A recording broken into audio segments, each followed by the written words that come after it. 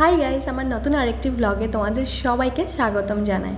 আজ বিশ্বকর্মা পূজা, গাড়ি বাইক ধুয়ে মালা পরানো হয়ে গেছে আর আমাদের পুজো করাও হয়ে গেছে। সবাইকে প্রসাদ দিয়ে আমরাও প্রসাদ নিয়ে নিলাম। এবার দুপুরের খাবার পাল্লা। তো গরম করে দেখি যে 3 পোয়া মতন দুধ ফেটে গেছে। তো এবার এটার থেকে বের করে নেব ছানা। তো ওই আর একটু রাহুলকে বললাম যে এটা করে দাও না।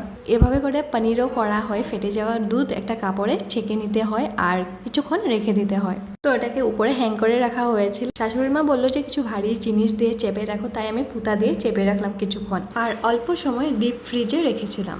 তো এই নিরামিষ তরকারিটা ছানাটা দিয়ে বা পনিরটা দিয়ে করব। আর এদিকে আমার আলু ভাজা হয়ে যাচ্ছে।